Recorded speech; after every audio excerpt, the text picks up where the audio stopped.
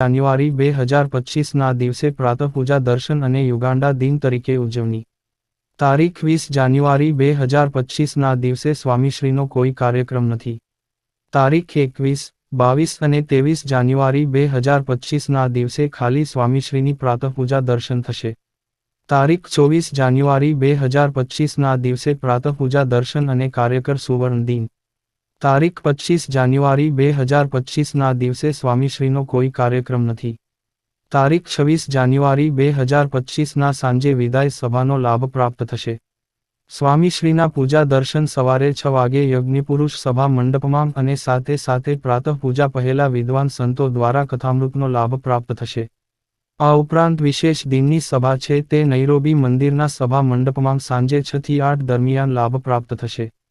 અને તમામ હરિભક્તો, ખાસ આ માહિતી આફ્રિકાના ભક્તોને શેર કરીએ અને આફ્રિકાના હરિભક્તો